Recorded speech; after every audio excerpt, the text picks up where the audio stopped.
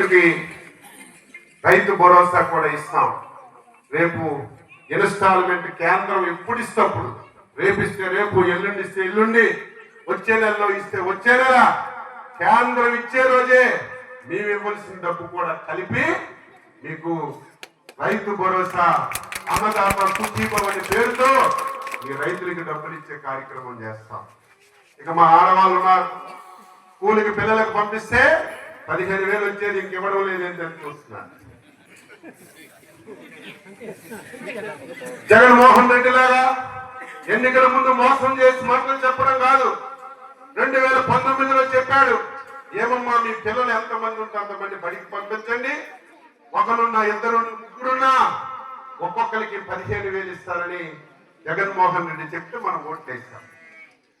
అధికారంలోకి వచ్చిన తర్వాత 5 సంవత్సరాల్లో 3 సంవత్సరాలు ఇచ్చాడు, 2 సంవత్సరాలు ఇవ్వలేదు.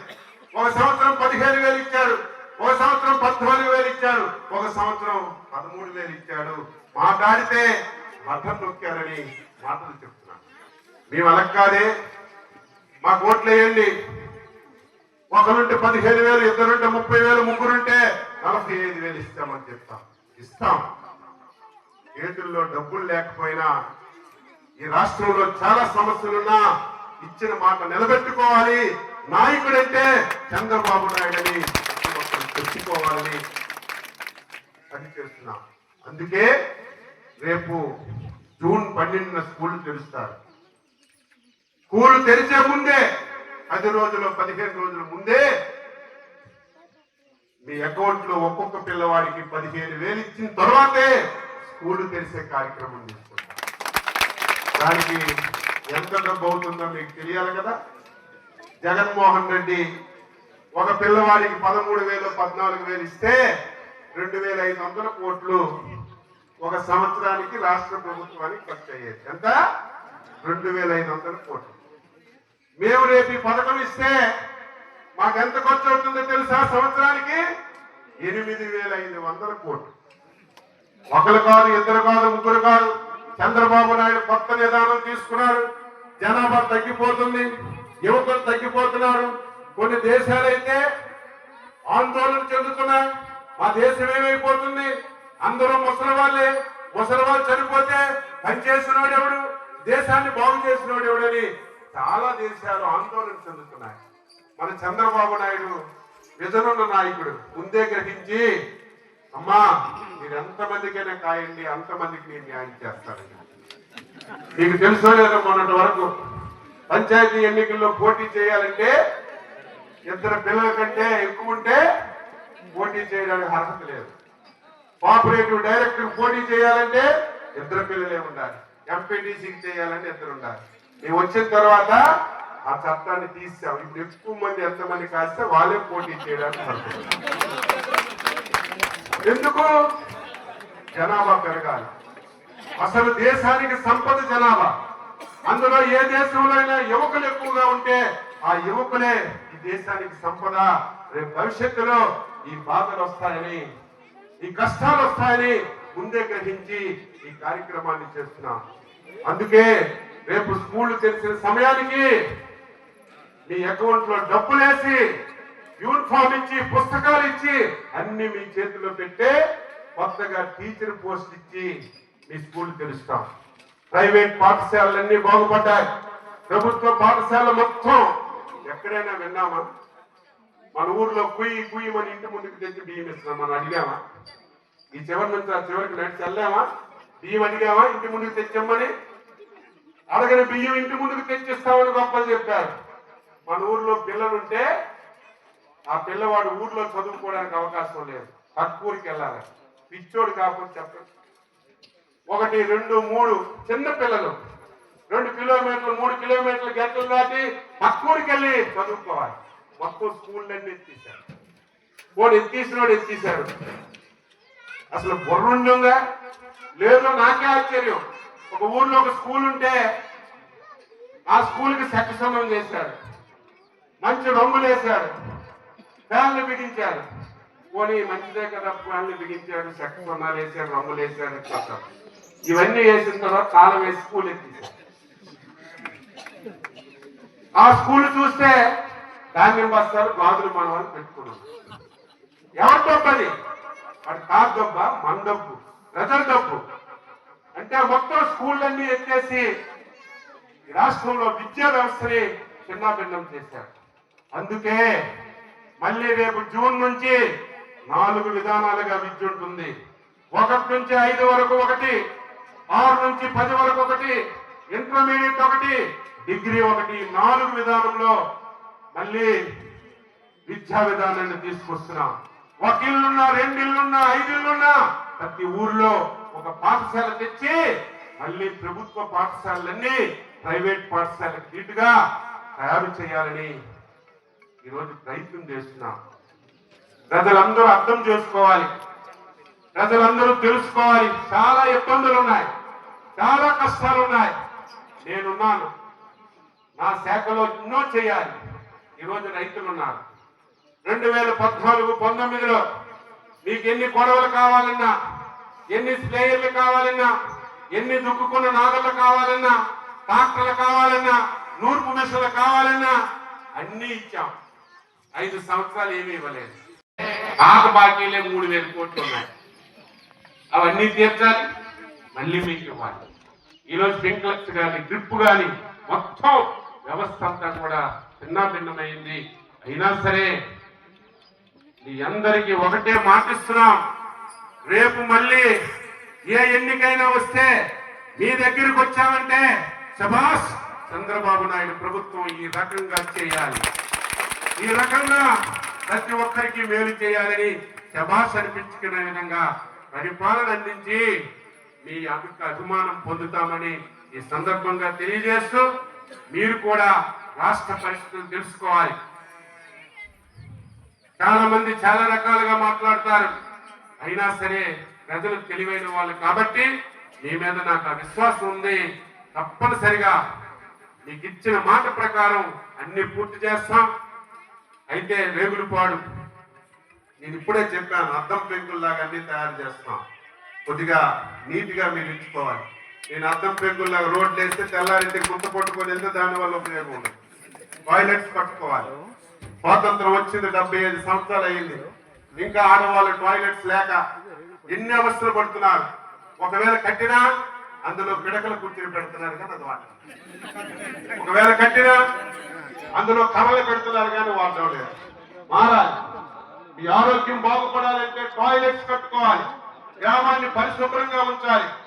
అన్ని చేయవలసినవి నేను చేస్తాను, మీ బాధ్యత మీరు చేయండి. ఈరోజు తాగడానికి నీళ్లు 80 సంవత్సరాలు అయింది, తాగడానికి నీళ్లు ఉండవు. వేసవకాలం వస్తే బోర్లు ఎండిపోతున్నాయి.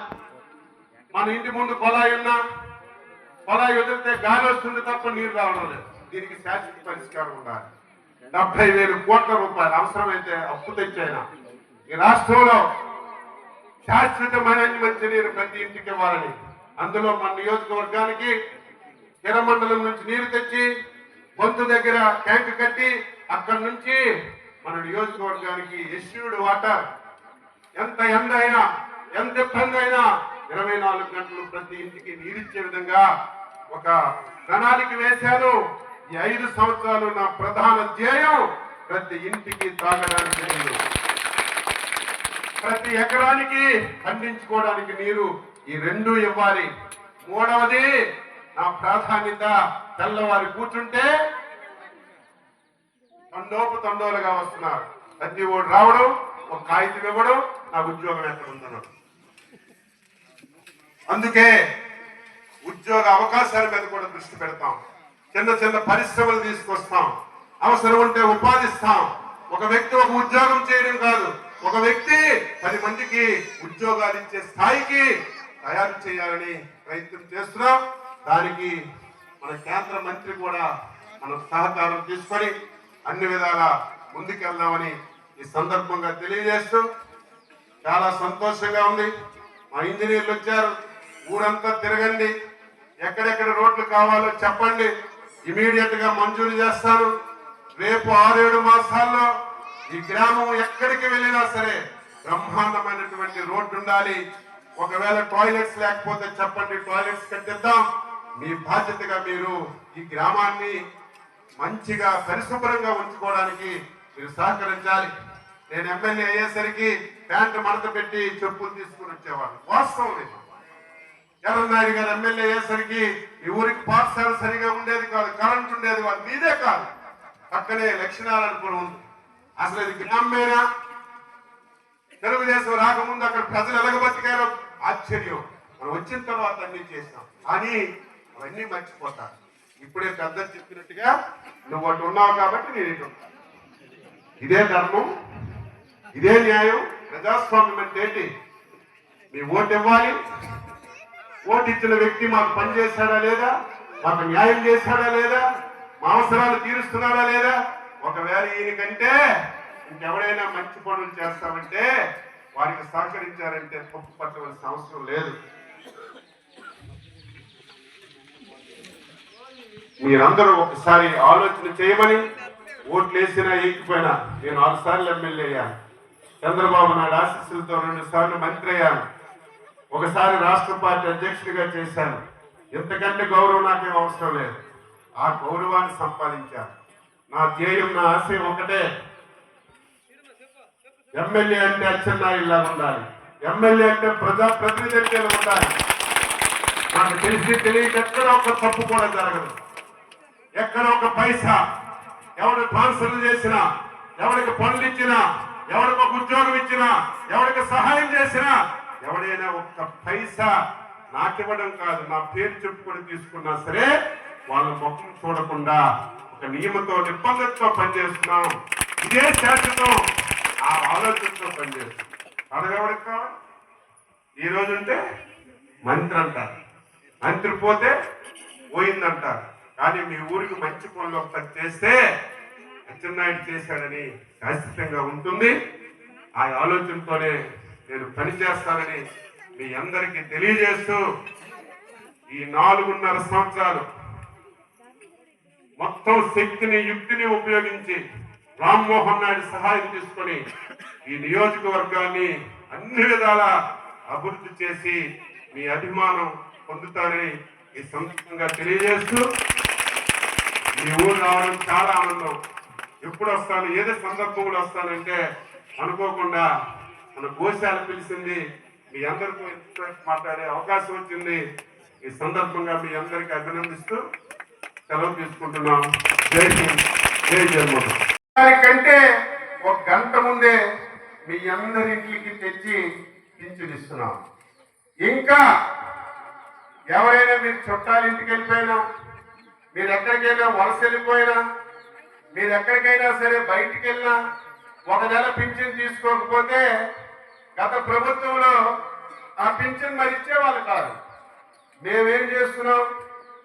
1 నెల మీరు తీసుకోకపోయినా, 2 నెలలు తీసుకోకపోయినా, 3వ నెలలు వస్తే 3, 4, 12,000 మీకు ఇస్తున్నాం. ఇస్తున్నా లేదా? ఎక్కడైనా ఈ డబ్బు ఇచ్చిన రాష్ట్రాలు ఉన్నాయా? మొత్తం 29 రాష్ట్రాలు ఉన్నాయి. నేను మొత్తం మనం తెప్పించుకున్నాను. ఏ రాష్ట్రంలో ఎంత పింఛన్ ఇస్తున్నాను. ఒక దగ్గర 600, ఒక దగ్గర 700, ఒక దగ్గర 1200. ఎక్కువ ఇచ్చిన రాష్ట్రం 2,200 ఇస్తున్నారు ఒక రాష్ట్రంలో. మనం ఎంత ఇస్తున్నాం? 4,000 ఇస్తున్నాం. 64 లక్షల మందికి ఇస్తున్నాం. సంవత్సరానికి 32,000 కోట్ల రూపాయలు డబ్బులు ఇస్తున్నాం. కానీ దాని గురించి మాట్లాడుతున్నాం. ఇది తెలియాలి ప్రతి ఒక్కరికి. ఆ విధంగా కష్టాలున్నా సరే పింఛను తెచ్చాం. ఇంకా చాలా మంది ఉన్నారు అర్హత కలిగిన వారు. ఈ మధ్య మీరు చూశారు 4,000 పెన్షన్. అదేవిధంగా వికలాంగులకు 3 నుంచి 6,000. ఎవరైతే కిడ్నీతో ఉన్నారో వారికి 10,000. పూర్తిగా మంచం మీద పడుకొని లేవలేకపోతున్నారు, వాళ్ళకి 15,000 ఇచ్చాం. ఇప్పుడు ఇంకో బాధ వచ్చింది, అందరికీ 15 కావాలని అడుగుతున్నారు. చక్కగా నడిచి వస్తున్నాడు, చేతిలో చూస్తే సివిల్ సర్టిఫికేట్ ఉంటుంది. నీ పేరేం పేరంటే గట్టిగా చిన్నాడని చెప్తున్నాడు. అర్హత ఉన్న వాళ్ళకి రావడం లేదు. మొన్నను ఈ రాష్ట్రంలో 2,700 మందికి 15,000 పెన్షన్లు ఇస్తున్నాం. మెడికల్ టీమ్స్ చేశారు. ఈ 2700 మంది ఇంటికి వెళ్ళండి. అది కూడా ఆ ఊరు డాక్టరు, ఆ నియోజకవర్గం డాక్టరు, ఆ జిల్లా డాక్టర్ 600 ఇంటికి పంపిస్తే 65% మంది బోగస్ 15,000 తీసుకుంటారు. చక్కగా ట్రాక్టర్ మీద మట్టెత్తుతున్నారు, చక్కగా తిరుగుతున్నారు. 15,000. నేనేమంటానంటే అందరికీ ఇవ్వాలి, కానీ అర్హత కలిగిన వాళ్ళకి ఇస్తేనే ప్రభుత్వానికి ఉపయోగం ఉంటుంది, ప్రజలకు మంచి జరుగుతుంది. అందుకే మొత్తం పింఛన్లన్నీ ఒకసారి వెరిఫై చేసి అర్హత కలిగిన ప్రతి ఒక్కరికి 1-2 మాసాల్లో పింఛన్లు ఇచ్చే కార్యక్రమం ఈ ప్రభుత్వం తీసుకుంటుందని చెప్పి మీ అందరికీ ఈ సందర్భంగా తెలియజేస్తున్నాను. ఈ మధ్యకాలంలో ఇప్పుడే మా రామారావు గారు చెప్పారు, 2014-19లో నేను చేసిన పనులు తప్ప 5 సంవత్సరాలు ఈ ఊర్లో ఏం పని అయిందా? ఒక పని అయింది. ప్రతి ఊరు ముందు దిష్టి బొమ్మల్లాగా సచివాలయాలు కట్టారు, లేకపోతే రైతు భరోసా కేంద్రాలను కట్టారు. మీ రోడ్డు మీద కూడా కనబడుతున్నాయి బొమ్మల్లాగా. ఊర్లో ఏం పని అయిందా? ఎక్కడో డ్రైన్ కట్టారా? ఒక రోడ్డు వేసారా? 6 మాసాల్లో ఈ రాష్ట్రంలో 5,000 కోట్ల రూపాయలతో పనులు ప్రారంభించాం. విలేజ్ల్లో మళ్ళీ రోడ్లు వేయడానికి, రైళ్లు కట్టడానికి. మీ ఊర్లో కూడా 1-2 రోడ్లు వేశారు. ఇంకొక 6-7 మాసాల్లో రోడ్లున్నా సరే మళ్ళీ రేగులపాడు గ్రామంలో భూతద్దంలాగా ప్రతి రోడ్డు ఉండాలి. ఎంత రోడ్డు ఉండకూడదు, మొత్తం అన్ని రోడ్లు బ్రహ్మాండంగా సిమెంట్ రోడ్లు వేసే కార్యక్రమం తీసుకుంటాను. ఇప్పుడే వస్తే చూపిస్తున్నారు, మాకు 2 ఇళ్ళే ఉన్నాయండి, మేము వెళ్ళలేకపోతున్నామని. 1 ఇల్లున్నా 2 ఇల్లున్నా రేగులపాడు గ్రామంలో ప్రతి ఒక్కరూ ఇంటిలో నుంచి అడుగు బయట పెడితే సిమెంట్ రోడ్డు మీద పెట్టాలి. ఈ ఊరు నుంచి బయటికి వెళ్తే తారు రోడ్డు ఉండాలి. నియోజకవర్గానికి వెళ్తే 2 లేన్లు పెద్ద రోడ్డు ఉండాలి. ఇది చేసే బాధ్యత నేను తీసుకుంటానని మీ అందరికీ తెలియజేస్తున్నాను. ఈరోజు నేనేసిన తారు రోడ్డే మళ్ళీ 2 సైడ్లు మొక్కలు మొలిశాయి, గోతులు అయిపోయాయి, మళ్ళీ ఆ రోడ్డు కూడా వేయాలి. ఇవన్నీ చేసే బాధ్యత నేను తీసుకుంటాను. ఇక మన ప్రాంతం వ్యవసాయ అనుబంధ రంగాల మీద ఆధారపడిన ప్రాంతం. ఒక్క వ్యవసాయం చేస్తే లాభం రాదు, అనుబంధంగా కార్యక్రమాలు చేయాలి. 2 ఎకరాలున్న రైతు ఒక 4 ఆవులో గేదెలో పెంచితే దానికి తోడు ఈ ఆదాయం కూడా వస్తుంది. ఈరోజు మనందరం వ్యవసాయం అంటే ఒక్క ఒరే పండిస్తున్నాం. ఈరోజు హార్టికల్చర్ ఉంది, మీకు తెలియడం లేదు. ఈరోజు పామాయిల్ పెడితే ఎకరాకి 2-3 లక్షలు వస్తుంది సంవత్సరానికి, కానీ అది పెట్టే నాదుడే లేదు. దాన్ని ఎక్స్ప్లెయిన్ చేస్తే తెలియనటువంటి పరిస్థితులు. ఈరోజు అదృష్టవశాత్తు చంద్రబాబు నాయుడు గారు నాకు మన ప్రాంతానికి అవసరమైన అన్ని శాఖలు నాకే ఇచ్చారు. రైతు శాఖ నా దగ్గరే ఉంది, పాడి పరిశ్రమ నా దగ్గరే ఉంది, ఉద్యానవనాలు నా దగ్గరే ఉన్నాయి, లోన్లు ఇచ్చిన కోఆపరేటివ్ నా దగ్గరే ఉంది, ఈ జిల్లాలో ఉన్నటువంటి మత్స్య శాఖ నా దగ్గరే ఉంది. అన్ని శాఖలు ఉన్నాయి. ఈ జిల్లాని అభివృద్ధి చేసే బాధ్యత ఈరోజు తీసుకోవాల్సిన అవసరం ఉంది. ఈరోజు రైతుకి మళ్ళీ ఉత్సాహాన్ని ఇవ్వాలి. ఈ సంవత్సరం మీరు చూశారు, గత ప్రభుత్వం 5 సంవత్సరాల్లో ఎప్పుడైనా పండుగ ఆనందంగా చేసుకున్నారా? నానా కష్టాలు పడేవాళ్ళు. నేను లిఫ్ట్ ఇరిగేషన్ ఇచ్చారా లేదా? 5 సంవత్సరాల్లో నేను లిఫ్ట్ ఇరిగేషన్ తెస్తే దొంగలు